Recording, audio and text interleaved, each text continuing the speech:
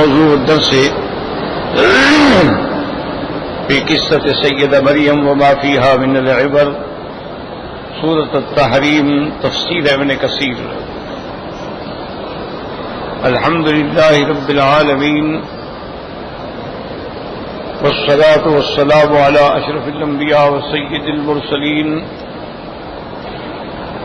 سيدنا محمد وعلى آله وأصحابه أجمعين. اللهم صل على سيدنا محمد وعلى آل سيدنا محمد كما صليت على إبراهيم وعلى آل إبراهيم في العالمين إنك حميد مجيد. أعوذ بالله من الشيطان الرجيم. بسم الله الرحمن الرحيم. ومريم ابنة عمران التي أحصنت فرجها فنفخنا فيه من روحنا وصدقت بكلمات ربها وكتبه وكانت من القانتين. قال المؤلف والمفسر رحمه الله تعالى أدام النفع بعلومه وعلومكم في الدارين آمين إلى أن قال. وقوله تبارك وتعالى ومريم ابنة عمران التي أحسنت فرجها أي حفظته وصانته، والإحسان هو العفاف والحرية، فنفخنا فيه من روحنا أي بواسطة الملك وهو جبريل عليه السلام، فإن الله بعثه إليها وتمثل لها في صورة بشر سويا، وأمره الله تعالى أن ينفخ بفيه في جيب درعها، فنزلت النفخة فولجت في فرجها فكان منه الحمل بعيسى عليه السلام. ولهذا قال تعالى فنفخنا فيه من روحنا وصدقت بكلمات ربها وكتبه أي بقدره وشرعه وكانت من القانتين. اب ان آیات مبارکہ میں اللہ تبارک و تعالی نے سیدہ مریم علیہ السلام کے بارے میں ذکر فرمایا ہے. ایک بات اچھی طرح ذہن نشین کر لیں کہ قرآن پاک میں سرکار دو عالم رحمت دو جہاں محبوب کبریا صلی اللہ علیہ وسلم کی ولادت کے بارے میں کوئی ذکر نہیں ہے.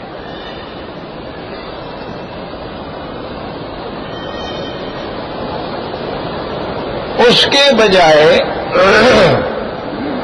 عیسیٰ علیہ السلام کے بارے میں بڑا تفصیلی ذکر ہے.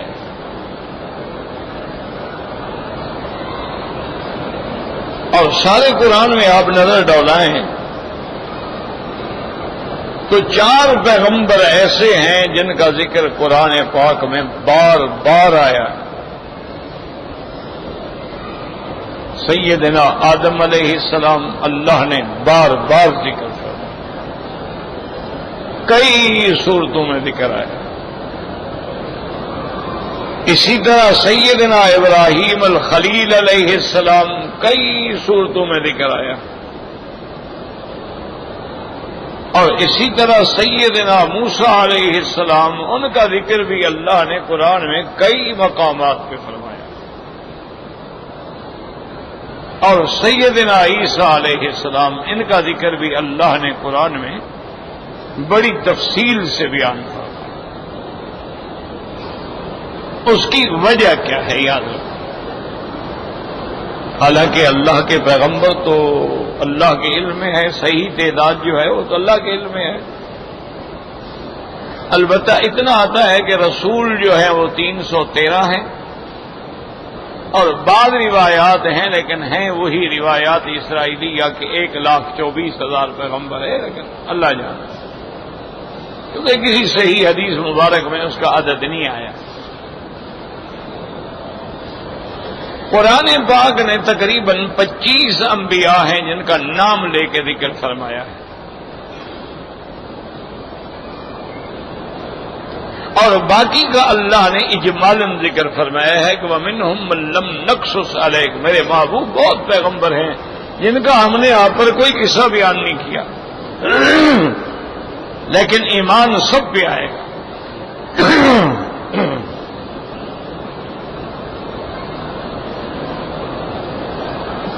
اسی لیے ہے کہ کل آمن باللہ وملائکتہ وکتبہ ورسلہ لا نفرق بین احد من رسلہ. یہ نہیں کہ ہم ایک پیغمبر پہ ایمان لائیں اور دوسرے پہ نہ ہیں. جیسے یہودیوں کا ایمان حضرت موسیٰ علیہ السلام پر ہے لیکن عیسیٰ علیہ السلام پہ نہیں ہے. یہ تو ہماری دشمنی میں یہودی اور عیسائی اکٹھے ہیں نا، ورنہ تو ان کے درمیان میں تو آسمان زمین کا فرق ہے.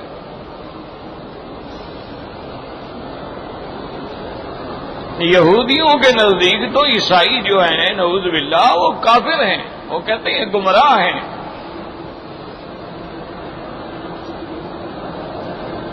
اور یہودی تو اتنا گندا عقیدہ رکھتے ہیں کہ وہ کہتے ہیں کہ حضرت عیسیٰ علیہ السلام جو ہیں یہ کوئی بغیر باپ کے پیدا نہیں ہوئے، یہ تو ایک ڈرامہ ہے جو بنایا گیا، ورنہ بیوی مریم کا تعلق جو ہے نعوذ باللہ ناجائز یوسف النجار سے تھا اور یہ اس کا بیٹا ہے. اب اس سے بڑی کوئی دشمنی ہوتی ہے کہ اس کے پیغمبر کو، جن کو وہ نبی مانتے ہیں بلکہ خدا مانتے ہیں، خدا کا بیٹا مانتے ہیں، وہ کہتے ہیں نہیں تو اس کا تو نسب بھی ٹھیک نہیں.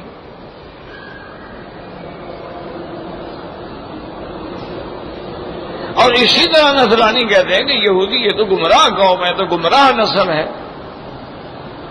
یہی تو تھے جن کو اللہ نے خنزیر اور بندر بنا دیا تھا. یہی تو تھے جنہوں نے موسیٰ علیہ السلام کے ساتھ جانے میں جہاد میں انکار کر دیا تھا. یہی تو تھے جنہوں نے اللہ کی نعمتوں کو ٹھکرا دیا تھا اور آسمانوں سے جو بنے بنے کھانے آتے تھے کہتے نہیں یہ ہمیں تو وہ بصل اور تھوم چاہیے، ہمیں تو دالیں کھانی ہیں. اسی لیے دیکھیں نا آج تک ہندو جو ہے یہ ویجیٹیرین ہوتا ہے نا، ہندو گوشت نہیں کھاتا. اب تو چوری چوری کھاتے ہیں لیکن بہت تھوڑے، ورنہ مجموعی طور پر ہندو گوشت نہیں کھاتے. یہ وہی ہے نا ہندو، یہ وہی گائے والے ہیں نا. جیسے سامری نے بچڑا بنایا تھا، انہوں نے بھی تو گائے کو خدا بنایا ہوا ہے نا. یہ وہی لوگ ہیں، اسی عقیدے پہ ہیں. یہود اور ہنود میں کوئی فرق نہیں ہے. انہوں نے بچڑا بنایا، انہوں نے بچڑا بنایا. انہوں نے موسیٰ علیہ السلام سے کہہ دیا تھا اجعل لنا الہ، ہمیں بھی ایک خدا بنا کے دو. انہوں نے بھی اپنے خدا بنا رکھے ہیں. تو ان میں تو آسمان زمین کا فرق ہے، یعنی ان میں تو دشمنی ہے، لیکن اسلام کے خلاف کٹھے. ورنہ تاریخ اٹھا کے دیکھیں کہ جب عیسائیوں کو موقع ملا ہے، جب وقت نصر آیا اس نے 6 لاکھ یہودی ایک دن میں قتل کیے ہیں.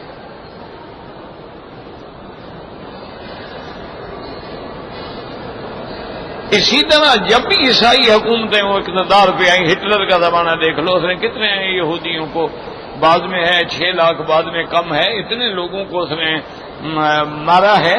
اور مارنے کے لیے بھی وہ کہتے تھے بھی اگر گولی ہم استعمال کریں یہودیوں پر تو ہمارا خرچہ ہو جاتا ہے، ان کو بڑے بڑے کمروں میں بند کرو اور گیس چھوڑ دو، ختم مر جائیں. اس کے بعد بھی انہوں نے ظلم کی انتہا کر دی. انہوں نے کہا ایسا نہ کرو، بلکہ گیس سے ان کی ہڈیاں وڈیاں جب جل جائیں نا زمین میں ڈالو، بہترین کھاد ہے، اسے فصل ہمارے بڑے اچھے ہو جائیں گے. یہ ایک دوسرے کے اتنے بڑے دشمن ہیں، لیکن ہمارے لیے دیکھو کیسے کٹے ہوئے.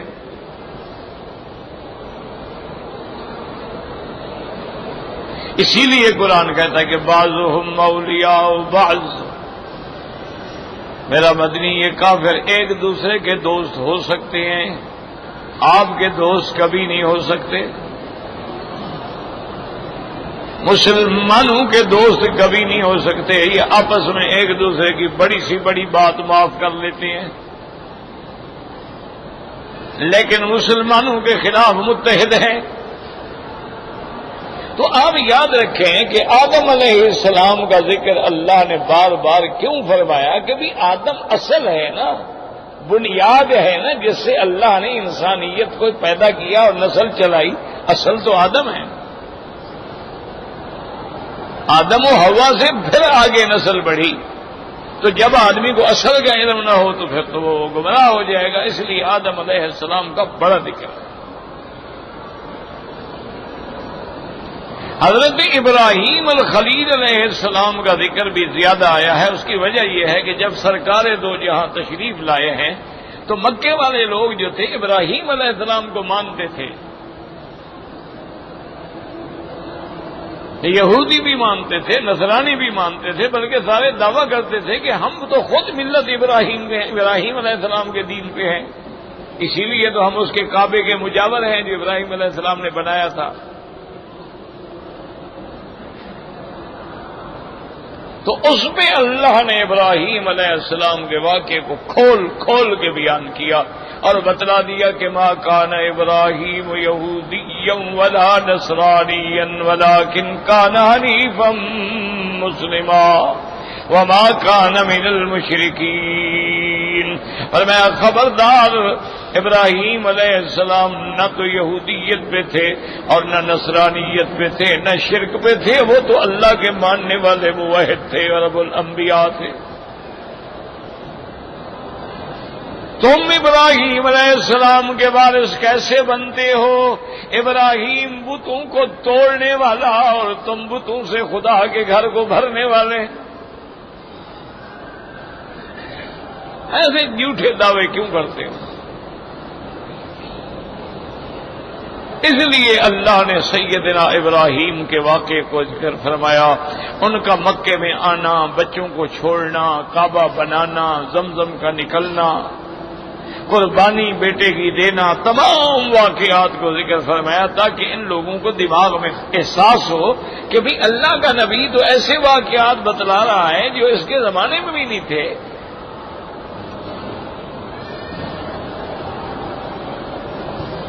اور عیسیٰ علیہ السلام کا ذکر اس لیے اللہ نے بار بار فرمایا کہ جب سرکار دو جہاں تشریف لائے ہیں تو یہودی بھی موجود تھے، نصرانی بھی موجود تھے، یہودی بھی مدینہ منورہ میں موجود تھے، نصرانی جو ہے وہ بھی نجران کے علاقے میں موجود تھے۔ تو اللہ نے ان کے پیغمبروں کے واقعات بتلائے تاکہ ان کو احساس ہو کہ بھئی ہمارے نبی کے بارے میں یہ اللہ کا نبی تو اور بہت زیادہ جانتا ہے، جس کا معنی ہے اس کو بھی اللہ نے بتلایا ہے۔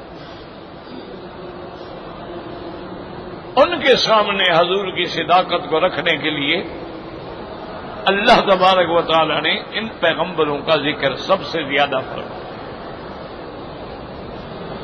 اور اسی طرح یہ بھی یاد رکھیں کہ ہر پیغمبر نے حضور کے آنے کی خبر دی ہے،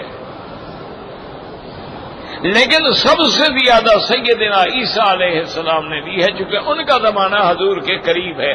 میرے آقا اور عیسیٰ علیہ السلام کے درمیان میں 600 سال کا فرق ہے، اور موسیٰ علیہ السلام اور حضور کے درمیان 1200 سال کا فرق ہے۔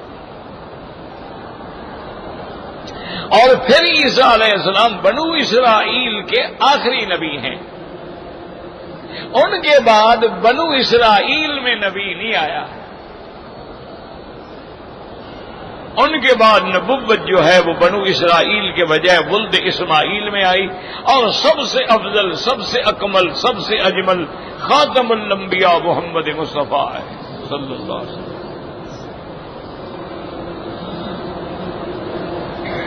اور اسی طرح عیسیٰ علیہ السلام کو اللہ نے زندہ اٹھا کے آسمانوں پہ بٹھا دیا، اور قیامت سے پہلے عیسیٰ علیہ السلام اتریں گے۔ کیوں اتریں گے؟ بات سمجھو کہ ہر نبی دوسرے نبی کی تصدیق کرتا ہے۔ عیسیٰ علیہ السلام نے موسیٰ علیہ السلام کی تصدیق کی کہ وہ سچا نبی تھا۔ اب حضور کے بعد تو کوئی نبی ہے نہیں نا، کون تصدیق کرے؟ تو اللہ نے اس نظام کو قائم رکھنے کے لیے عیسیٰ علیہ السلام کو زندہ آسمانوں میں بٹھا دیا کہ آخر زمانے میں اتریں اور محمد مصطفیٰ کی شریعت پہ چلیں اور حضور کی نبوت کی تائید و تصدیق کریں۔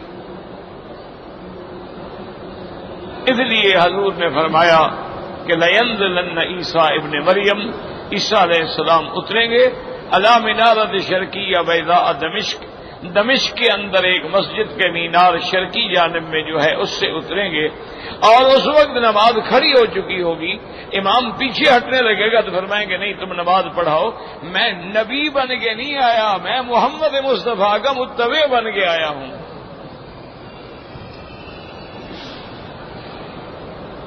اور پھر اس حضور کی شریعت والے امام کے پیچھے نماز پڑھیں گے، اور اس کے بعد جو ہے وہ صلیب کو ختم کریں گے، دجال کو قتل کریں گے،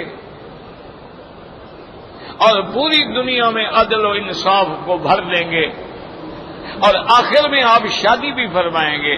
ان کے بعد پھر آپ پر موت جب آئے گی تو دفن ہوں گے روضہ محمد مصطفیٰ میں صلی اللہ علیہ وسلم۔ اس لیے ذکر بار بار آیا۔ اور یعنی کمال یہ ہے کہ آپ قرآن میں دیکھیں اور غور کریں کہ صرف عیسیٰ علیہ السلام کا ذکر نہیں ہے، ان کی والدہ کا بھی ذکر ہے، بی بی مریم کا، حالانکہ حضور کی والدہ بی بی آمنہ کا تو کوئی ذکر نہیں ہے۔ بھئی سب سے افضل پیغمبر تو سرکار دو جہاں ہیں، لیکن ان کی والدہ کا ذکر نہیں آیا پورے قرآن میں، کسی جگہ بی بی آمنہ کا نام آیا ہو۔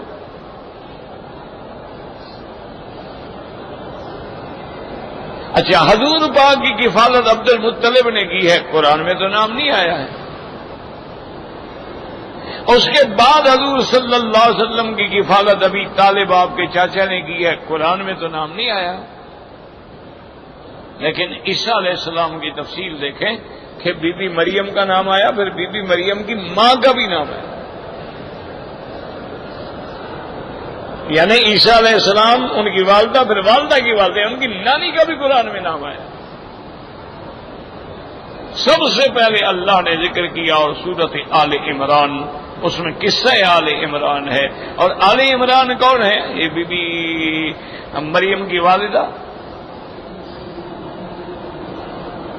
اذ قالت امرأة عمران رب انی نذرت لك ما في بطنی محررا۔ اللہ فرماتی ہے کہ جب عمران کی بیوی نے منت مانی کہ میرا مولا میری منت ہے تیرے نام پہ، یاد رکھو منت ماننا جائز ہے لیکن خالص اللہ کے نام پر۔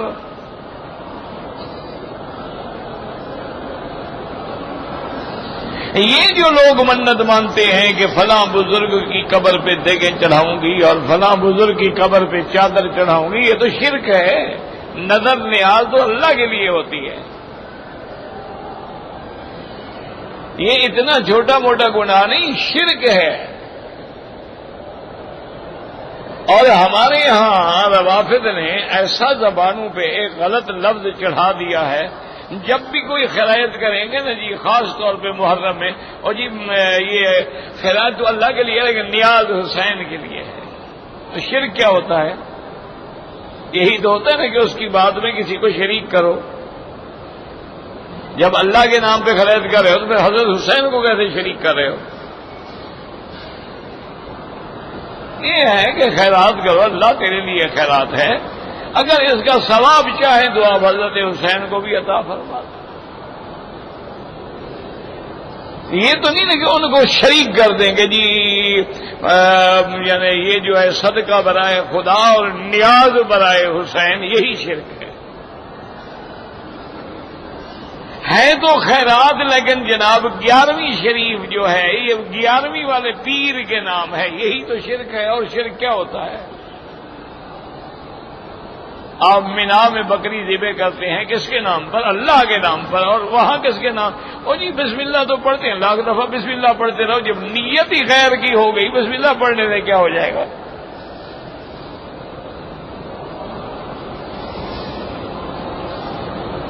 اصل تو نیت ہے، کیونکہ جو مقام معین ہے، مثلا اللہ نے حکم دیا ہے کہ میرے ہدین بالغ الکعبہ، جو ہدی ہے چاہے وہ قران کی ہے، تمتع کی ہے، دم احصار ہے، دم جبر ہے، اس سب کو اپنے حرم میں ذبح کرنا ہے، حرم کے علاوہ وہ ذبح نہیں ہو سکتی۔ تو ایک جگہ کی پابندی کے لیے حکم دینا تو اللہ کی شان ہے۔ آپ کہتے ہیں میں مزار پہ کروں گی تو یہی تو شرک ہوتا ہے، شرک کیا بلا ہے؟ اور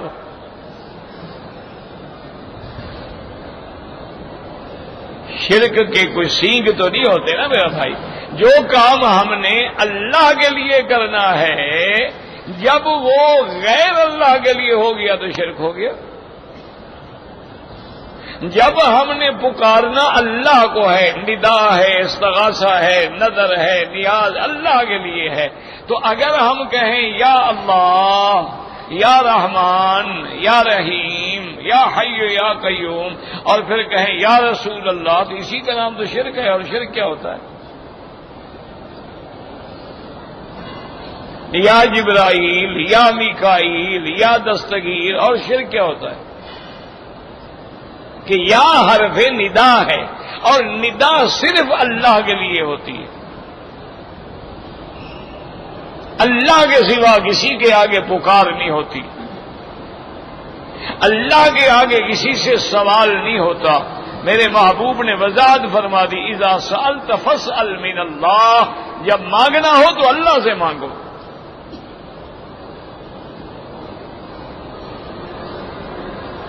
تو اب بی بی صاحبہ نے نظر مانگی، لیکن خالص کیا کہا؟ انی نذرت لک، تیرے لیے، کسی اور کے لیے نہیں۔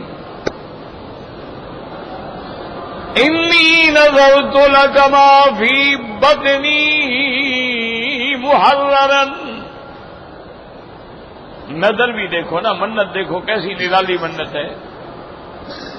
ایسی منت تم نے کبھی سنی ہے؟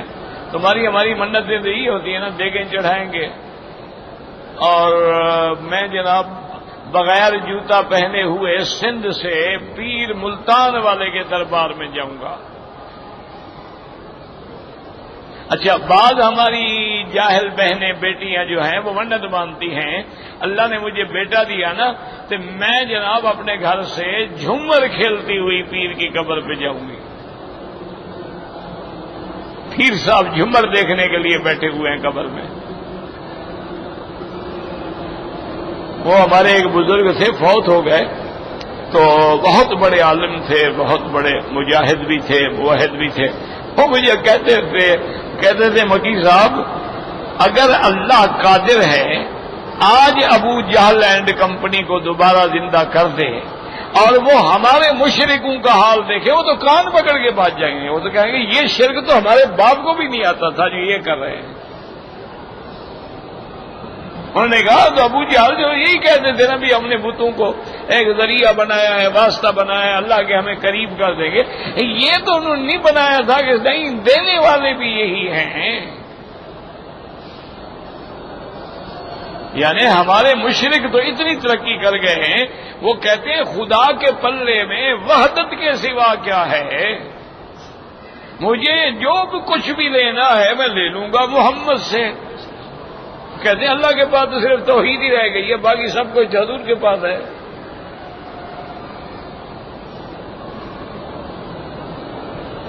یعنی یہ شرک والا عقیدہ، سچی بات ہے، میں دیانتداری سے کہتا ہوں، حضور کے زمانے کے مشرکوں کو بھی نہیں آتا۔ کسی مشرک نے یہ عقیدہ نہیں رکھا تھا کہ جناب گامن سچار کی قبر پہ 4 چکر لگاؤ اور ہنسی نہ آئے تو تمہارا کام ہو جائے گا، یہ کسی مشرک کے دماغ میں بھی عقیدہ نہیں آیا۔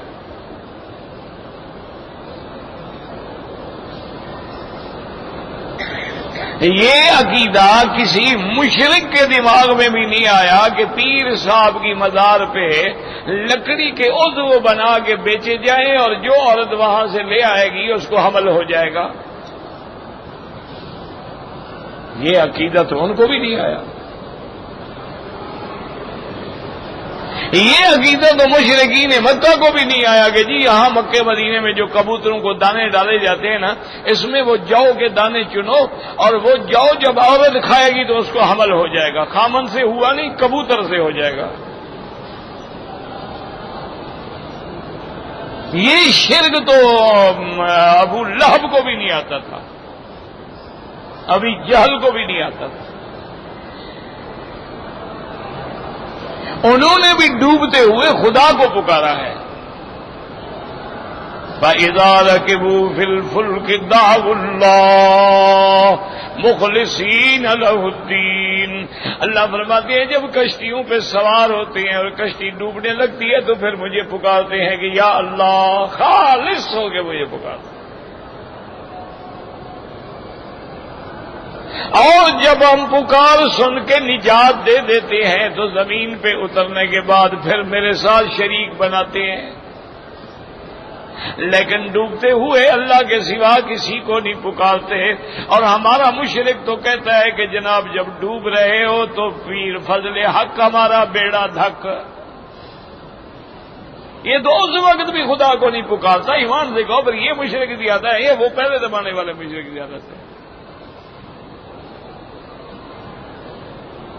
آج بھی ہمارے ہاں بچہ جب پیدا ہوتا ہے تو اس کی چوٹی جو ہے نا یہاں چھوڑ دیتے ہیں، باقی تو کر دیتے ہیں اس طرح پھیر دیتے ہیں، یہاں چوٹی. یہ کیا ہے؟ اگر یہ پیر سائیں کے نام کی چوٹی ہے، مزار پہ جا کے اتروائیں گے نا.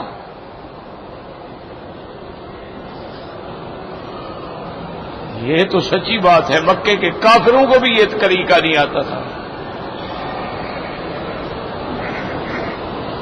کیا یہ پیر سائیں کی چوٹی ہے؟ یہ بال وہیں جا کے مزار پہ، پتہ نہیں یہ گندے بال کیا کریں گے مزار پہ. یہ تو پلید بال ہیں، ناپاک بال ہیں. یہ تو عورت کے اندر سے نکلے ہیں، اس کو تو حیض کے خون لگا ہوا ہے، نفاس کا خون. اسی لیے تو حکم ہے نا کہ 7ویں دن بچے کے سر پہ اس طرح پھیرو اور جتنا وزن ہو اتنا چاندی خیرات کرو.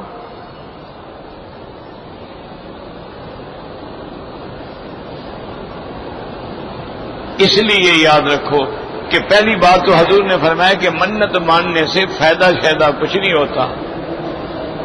ایک مسئلہ بھی سمجھ لو. حضور نے فرمایا کہ منت ماننے سے فائدہ شیدہ کچھ بھی نہیں ہوتا. اتنا ہوتا ہے کہ بخیل کا مال نکل جاتا ہے. کہتا ہے نا جی میرا کام ہو گیا تو میں 1000 ریال کی خیرات کروں گا، تو جو 1000 تو نکل رہا بدبخت کی جیب سے، ورنہ ہوتا کچھ نہیں. جو تقدیر میں لکھا گیا وہ ہوگا، منت مانو یا نہ مانو. اب دیکھو نا بچہ تمہارا بھی پیدا ہوتا ہے، چاہے پیر کی قبر سے مانگو یا کعبے میں مانگو. کافروں کے بھی بچے پیدا ہوتے ہیں، وہ کس سے مانگتے ہیں؟ اچھا انسان کے تو بڑے سے بڑے کبھی 2 پیدا ہو جاتے ہیں، کتی کے تو 7 پیدا ہوتے ہیں. اس نے کہا کہ منت مانی ہوتی ہے. مکڑی کی اتنی بڑی اولاد ہوتی ہے کہ لشکر کا لشکر پیدا ہو جاتا ہے، بدبخت فصل کھا جاتی ہے. اس نے کون سے پیر کا نوراتا بیٹھی ہوئی ہے، یا وہ کون سے کبوتریں کے دانے لے کے گئی ہوئی ہے؟ یہ تو اللہ کا نظام ہے. اللہ اولاد دے گا. وہ ہندو کے گھر میں بھی ہوگی، سکھ کے گھر میں بھی ہوگی، مسلمان کے گھر میں بھی ہوگی، یہودی کے گھر میں بھی ہوگی، عیسائی کے گھر میں بھی ہوگی. بعض کی اولادیں فرما بردار ہوں گی، بعض کی نافرمان ہوں گی، بعض کی اولادیں خوبصورت ہوں گی، بعض کی بدصورت ہوں گی. یہ تو اس کا ایک نظام ہے، چلے گا. چاہے تم سارے نماز نہ پڑھو، جو اولاد اللہ نے دینی ہو دے گا.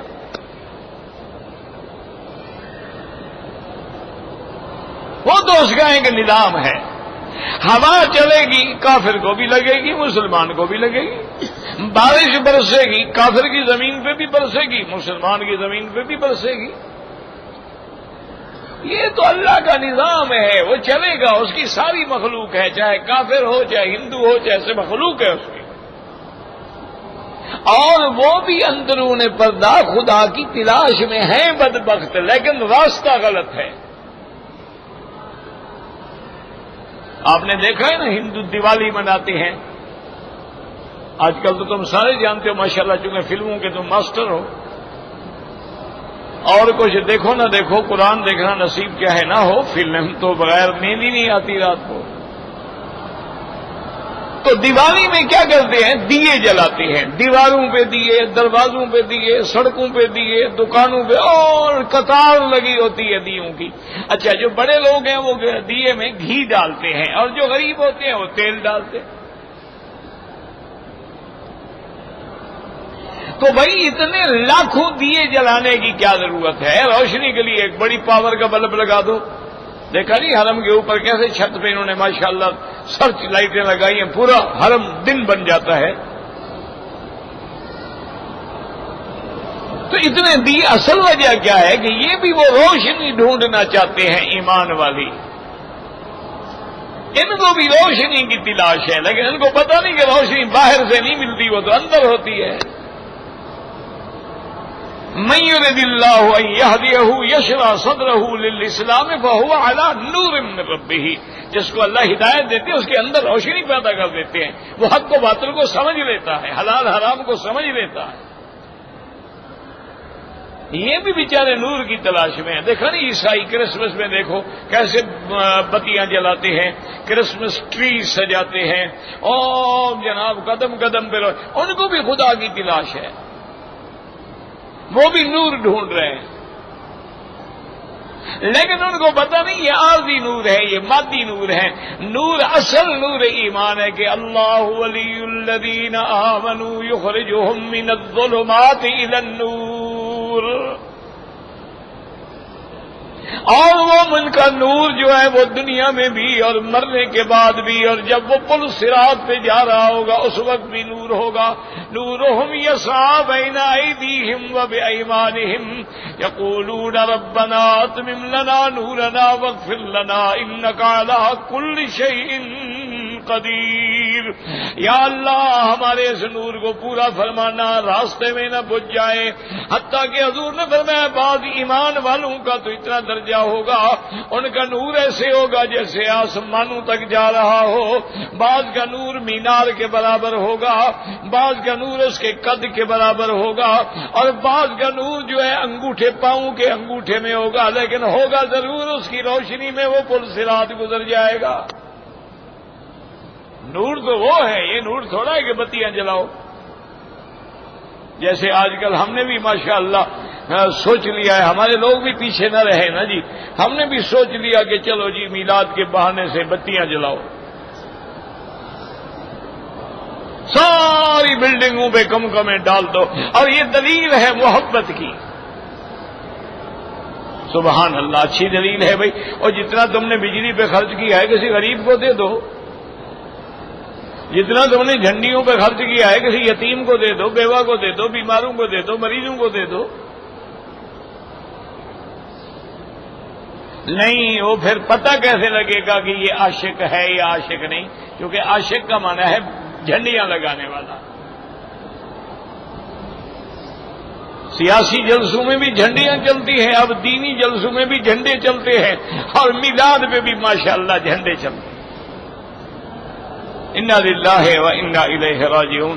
ایمان سے کہیں کہ حضور کے زمانے میں یا سرکار دو عالم کے بعد حضرت ابوبکر، حضرت عمر، حضرت عثمان، حضرت علی، بی بی فاطمہ، اولاد رسول، حسن حسین، زین العابدین، جعفر، امام باقر، کس نے یہ جھنڈے لگائے تھے؟ کس نے لائٹیں لگائی تھی؟ کہتے ہیں جی اصل بات یہ ہے کہ یہ تو ٹھیک ہے، قرآن میں بھی نہیں ہے، حدیث میں بھی نہیں ہے، صحابہ اہل بیت نے بھی نہیں لگائی، لیکن اگر ہم لگا لیتے ہیں تو پھر مگر وہابیوں کو تکلیف کیوں ہوتی ہے؟ ان کا مذہب جو ہے وہ اگر سے شروع ہوتا ہے مگر پہ ختم ہو جاتا ہے، نہ قرآن نہ حدیث، اگر اور مگر۔ اچھا جناب آپ یہ بتائیں، اگر ہم آج رات عشاء کی نماز 4 رکعت کے بجائے 6 رکعت پڑھ لیں تو مگر کیا ہوگا؟ اگر ہم طواف کے چکر 7 کے بجائے 8 کیا کریں تو مگر کیا ہوگا؟ نیکی کا کام ہے نا، زیادہ کر رہے ہیں۔ اگر مگر بھی کوئی دین ہوتا ہے؟ اگر ہم حجر اسود کے بجائے طواف رکن یمانی سے شروع کریں تو پھر مگر کیا ہوگا؟ اگر صفا مروہ، صفا کے بجائے مروہ سے دوڑیں تو پھر مگر کیا ہوگا؟ دین تباہ ہو جائے گا، تم ایمان سے نکل جاؤ گے، مگر یہ ہوگا۔ یہ کون سا مذہب ہے جو اگر سے اور مگر سے اور چونکہ اور چنانچہ اور لیکن سے شروع ہوتا ہو؟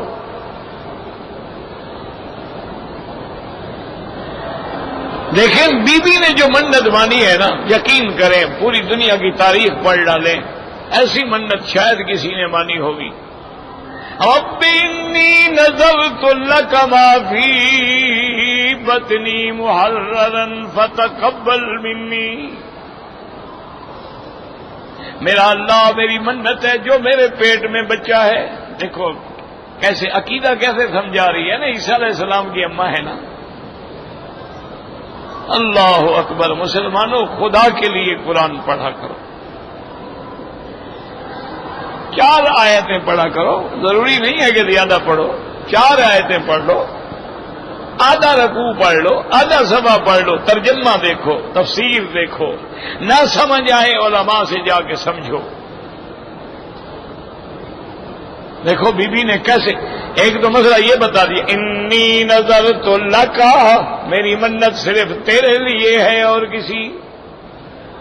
سمجھا دیا کہ اللہ کے لیے منت نہ ہو تو وہ منت نہیں ہوتی.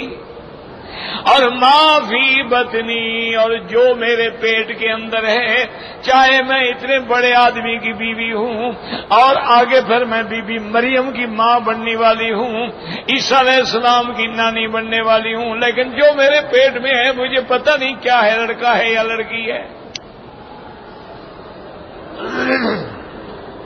اللہ یعلم ما تحمل انثی, اللہ جانتے ہیں کہ اس کے پیٹ میں کیا ہے. اگر الٹرا ساؤنڈ سے پتہ لگ جاتا ہے, یہ تو ما تحت الاسباب ہے, جیسے گھڑی دیکھ کے میں ٹائم بتا دوں, یہ کون سا علم ہے بھائی؟ علم تو یہ ہے کہ ساری کائنات کی عورتیں, جن, جانور, ان کے پیٹ میں کیا ہے یہ بتاؤ, اور بغیر کسی جہاز کے بتاؤ. یہ کیا ہے کہ جی الٹرا ساؤنڈ کر لیا, ایکس رے کر لیا, بتا دیا, یہ تو علم تھوڑا ہے, یہ تو ما تحت الاسباب ہو گیا. علم غیب تو ہوتے کہ ما فوق الاسباب ہو, اسباب کے بغیر جس کو پتا ہو, تو ماں کو بھی پتا نہیں ہے.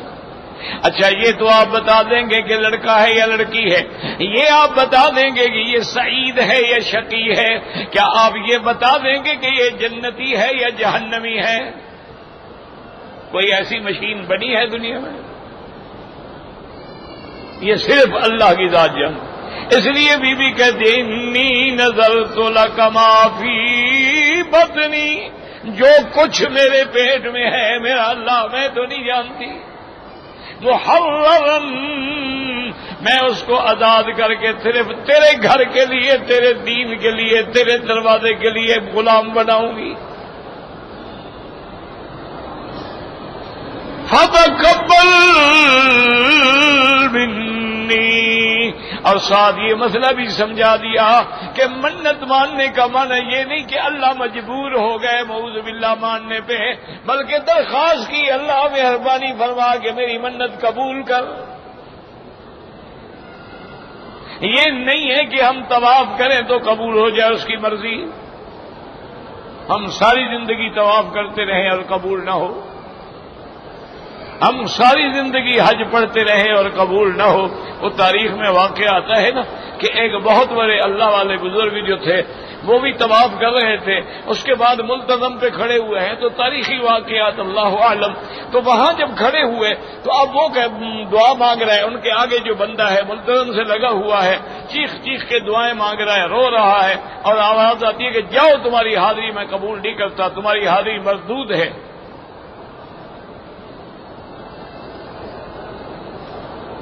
تو پیچھے جو اللہ والے کھڑے تھے نا, انہوں نے اس کی قمیض کو پیچھے سے پکڑ کے کھینچا. جب وہ ہٹا تو انہوں نے کہا اللہ کے بندے, جب غیب سے یہ ندا آ رہی ہے کہ تمہاری حاضری مردود ہے, تو یہ اللہ کے ناراضگی کا وقت ہے, جلال کا وقت ہے, ہٹ جاؤ پیچھے. اس نے دیکھا, اس نے کہا اچھا ماشاءاللہ تم نے بھی سن لی آواز؟ میں نے کہا ہاں میں نے سنی ہے. انہوں نے کہا مجھے تو 20 سال ہو گئے ہیں سنتے ہوئے, وہ جو مجھے کہتے ہیں دوڑ جاؤ, کہاں جاؤں, کوئی اور دروازہ ہے؟ وہ کہتی ہیں مردود ہے, مردود ہے تو مردود ہے, میں کہاں جاؤں, اور اللہ کے سوا کوئی دروازہ ہے؟ اور وہی بزرگ کہتی ہیں پھر میں نے رات کو خواب میں دیکھا تو اللہ نے مجھے دکھایا کہ اللہ تبارک و تعالیٰ کے فرشتے کہہ رہے ہیں کہ اللہ نے اس بندے کی حاضری اور ملتزم کی دعا کی وجہ سے سارے حاجیوں کی دعائیں قبول کر لی ہیں. اور میں کہا میں اللہ کا دروازہ چھوڑ کے کہاں جاؤں, کس کے پاس جاؤں؟ اللہ فرمائے کہ دوڑ جاؤ, حجوں کا مردود نہ لیکن میں کہاں جاؤں, میں نے تو پھر بھی آنا ہے. میرا کام ہے میں ٹکر مارتا رہوں گرتا رہوں، اس کی مرضی ہے سنیں، اس لیے کہتے ہیں فتقبل منی، اور آگے یہ مسئلہ بھی بتلا دیا لوگوں، انک انت السمیع العلیم، سننے والا کون اور جاننے والا کون، یہ مسئلہ بھی سمجھا دیا کہ اور کوئی فریاد نہیں سنتا، واللہ اعلم۔ آپ دعا نہیں کرتے، مجھے وضو کے لیے بھاگنا پڑتا ہے، آپ کے 10-15 منٹ میں ضائع کر دیتا ہوں۔ اللہم اشفنا واشف مرضانا۔ کہتے ہیں جی کہ میں 2 سال سے پریشان ہوں، میرا پاسپورٹ سفارت خانے میں بند ہے، پتہ نہیں کیوں بند ہے بھائی۔ بہرحال حسبنا اللہ و نعم الوکیل پڑھو اور وہاں جاؤ، اچھے لوگ بیٹھے ہیں، کسی کو جا کے ملو۔ بھی کیوں بند ہے؟ کوئی وجہ ہوگی نا میرا بھائی، ایسے تو نہیں ہو سکتا ہے۔ کہتے ہیں جی کہ میں غریب نہیں ہوں، مجھے کسی نے پیسے دیے ہیں دم کے لیے، تو دم بکری ذبح کر کے غریبوں کو کھلا دو، تم کیوں کھاؤ پھر جب خود کہہ رہے ہو میں غریب نہیں ہوں؟ وہ تو باقاعدہ کتابوں میں لکھا ہوا ہے کہ دم کا معنی یہ ہوتا ہے ذبح کر کے فقراء حرم، یعنی حرم مکہ کے فقیروں کو، غریبوں کو دو۔ میرے بچے کو پیٹ میں تکلیف، اللہ شفا عطا فرمائے، اللہ ہر بیمار پہ رحم فرمائے۔ دعا سیدھی اللہ سے مانگے، ربنا آتنا فی الدنیا حسنۃ، یہی دعا حضور نے طواف میں سکھائی ہے نا، تو اس کے بعد بھی تمہیں سمجھ نہیں آتا؟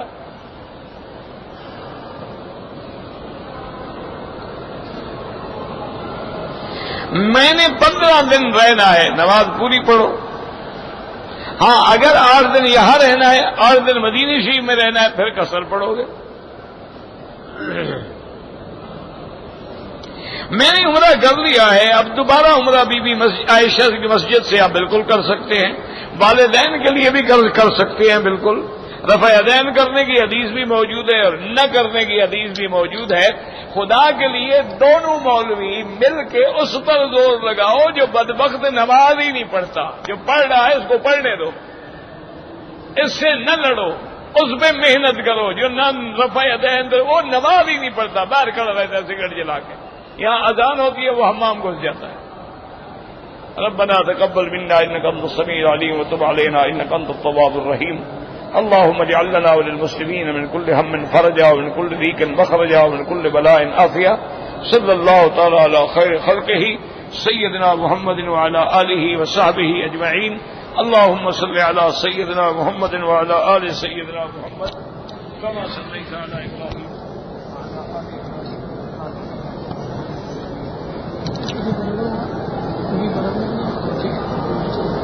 کیسے دیا؟ اچھا آپ کا وہ اس کی دوائی لے رہے ہیں ڈاکٹر صاحب؟ لے رہا ہوں، میرا یہ مدینہ میں زیادہ درد بڑھ گیا، ابھی دوائی بند کر دیا نا، میں مدینہ میں لکھا تھا ابھی درد سے کل میں کر نہیں سکتا ہوں اسی کو بچ جاؤ اسی سے، اور قبض نہ ہونے